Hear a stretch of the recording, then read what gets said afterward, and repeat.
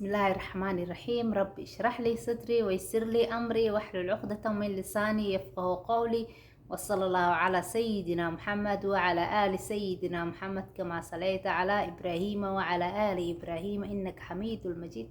السلام عليكم ورحمة الله وبركاته. كسو دواada janalkeena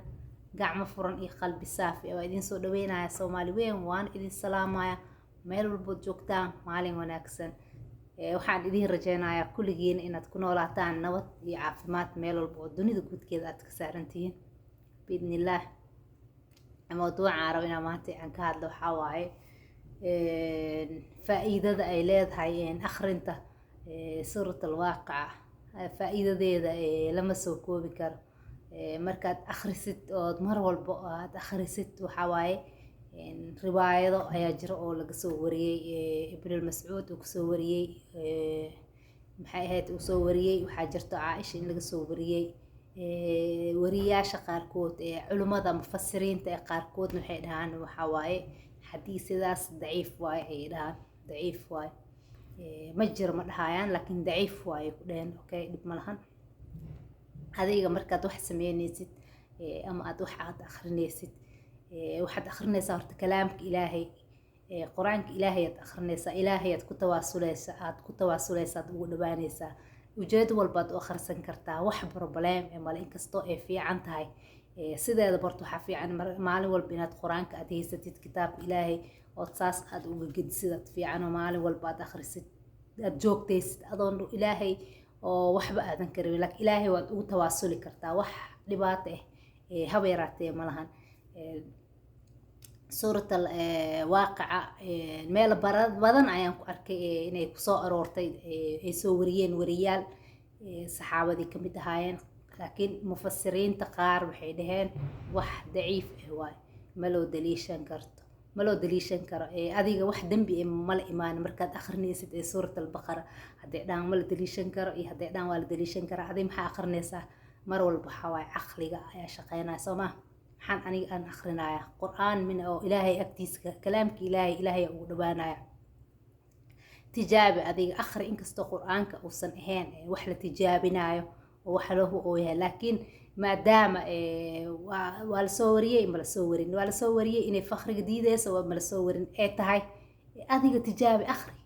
quraanka Ilaahay wax la tijaabinayo ma laakiin hadaad adiga aadan ku qanacsaneen inay fakhriga ay manaceyso ay diidayso fakhriga ay reebayso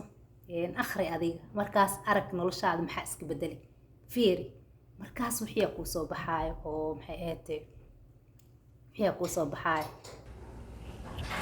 ujeedooyinka aan aniga aan kugu sheegayo suuradaha quraanka aniga aan soo dooraayo kuwa ana akhriyay maasha Allah tabaarakallah yani quraanka oo dhan shaki kuma jiro wixii aad u akhrisatid inaad arkaysid tan kale intan waxa ujeedada aan ka leeyahay inaan idinku dhiirigeliyo inaad akhrisaan kulligeenan oo ajarki aan wada qaadano marka suuratul waaqica yani dad badan ayaa akhriyay oo arkay yani natiijadeeda shaki kuma jiro iska dhehna ma ahan iska sheegna ma ahan marka hadii adiga u shaki kaaga jiro waxa waa tijaabin kartaa aad u fiican tahay suurada markaad dad akhrinaysid waxa waaye dhiirgelin meelaha qaar waxay ka sheekeynaysaa jannada iyo asxaabul jannada meelaha qaar asxaabta naarta marka wax oo problem ma laha markaad adiga aad wax diinta aad ku soo kordhisay oo bidca ayuu noqonayaa Soomaa markaad xadiis hebel aad keentid adiga oo jirin aad keentid amba aad wax jiray aad tiraahid aad nusqaamisid bidcu noqonayaa bidcada marka waxa waxay ku geynaysaa naaray ku geynaysaa Soomaa way ku dhuminaysaa dhumitaankeena naar ku geynaya adoo marka kan laakiin waxa waa aayado quraan suurad quraan aad akhrinaysid waay haba yaraatee wax problem la quraanka oo dhan waxa waay daawo iyo manhaj iyo sharci la isku xukum iyo wax walba waay dadka qaar yaxan waxa waay Ilaahay uma sakharin suurad walba waxyaabihii ku sahleyso Ilaahay uma sakharin quraankii aad u sii dhaxgalin dadka qaarna ma sha Allah tabaarakallah cilmigooda Ilaahay u siyaadiyo wax walba way yaqaanaan wax walba quraanka qusay quraanka ay ku takhasuseen oo takhasuskoodii ma sha Allah Ilaahay u nuuri Ilaahay anagana Allah naga dhigo kuwi yani wax ku anfaco wax ku bartay quraanka Ilaahay oo manhajkooda ka dhigtay Ilaahay naga dhigo marka wax un baad adiga aad akhrinaysaa wax ma lahan oo quraanka waxaad jeceshahay marka ma yaqaan qofkii waxa waa wuxuu iska niyeysanaya suuradu jeceliyo iska akhrisanaya dhibaato haysato oo iska akhrisanaya ilaahay farj uu furaa markaas oo kale intuu wuxuu ka dhiganayaa wax routine uu ka dhiganayaa oo joogto uu ka dhiganayaa oo sameeynaya maalin walba ayuu ka dhiganayaa wax dhibaato ma ka iimaanays waay quraanka ilaahay kalaamka ilaahay aad akhrisatay dhibaato ku haysatay ayaad u niyeysatay wax problem habeeraatee ma lahan ya jamaaca diintan waxa waa sideeda waxa waa sahal waa ma aha wax adag ma aha wax wallahi easy waxa waa ilaahay asaabana la rabin wax culays inaan qaadno oo awoodeena inaan qaadno mar walba waxa leedahay adiga Allah raxmaanka raxiimka aad leedahay maadaama aysan ahayn hadal adiga aad soo kordhinaysid amba aysan ahayn wax adiga aad dhibaysid oo jiri aadan tirtireenin wax oo aqli waxa waa anaga aqli aleena sooma xayawaanka maxad ka duwantaa inaad aqli aad leedahay culimada way qaar badan dhaheen way inkireen qaarna way dhaheen inay jirto marka aad akhri hadii aad ku qanacdid okay hadaadan ku qanaceen waxa way sida doontid quraanka ilaahay inkastoo ay fiican tahay maalin walba inaad kitaabka ilaahay aad iska soo qaadatid adoon dan ilaahay ka lahayn oo ilaahay aska akhrinaysid ilaahay inaad waa markaad quraanka aad akhrinaysid adoo la sheekeysanayo waa rabbigaaga aad xiriir idin dhexmaraya yani ilaahay jecelahay inaan la sheekeysto ilaahan jecelahay anuu ag joog inaan ag joog waa adoo dhahaayo camal waa marka ay fiican tahay yani mar walba inaad soo qaadatid quraanka aad kala furtid adoon ujeed iyo waxba lahayn laakiin u xiis qaba inaad ilaahay rabbigaaga caalamiinka ee raxmaanka raxiimka inaad la sheekeysatid adoo u xiis qabo inaad rabtid inaad agtiisa aad fadhiisatid aad waqti la qaadatid aad rabtid wax oo barbalay dad badan oo dadkeena caadiga oo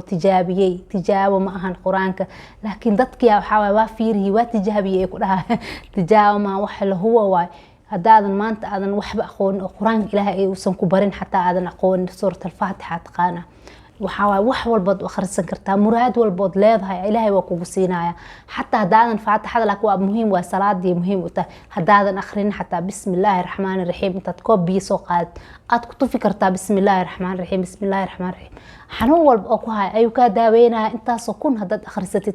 intaad jeceshahay intaad awoodid aad u niyeysatid يعني قرآن كأنه حواي داو منهج waa iyo wax walba ku jir marka hadii aad akhrisatid suurta al-waaqia inay faqri diideyso dad badan arkay dad badan akhriyay oo maxay ku liibaanay adigan hadii aad akhrisatid waa ku liibaanaysaa hadaad jeceshahay oo akhriso hadaad jeceshahayna ilaahay ku dhawaanshihiisa u akhriso waxa qurux badan ilaahay ku dhawaanshihiisa ee mar walba labada mar ilaahay raali uu kaaga ahaanaya adigoo ujeedo kale xataa ilaahay waxa waa raali uu kaaga ahaanaya waa ujeedadii maxaad u martay hadalka ilaahay aad u martay ilaahay yani waxa uu ku soo biirin mar walba waxa waa ilaahay raali uu kaaga ahaanaya waa ku mahadsantahay daawashadaada iyo waqtigaaga qaaliga aad siisay video xig intaan kulmi doono waxaan idinkaga tagayaa assalaamu calaykum waraxmatullaahi wabarakaatuh jaaw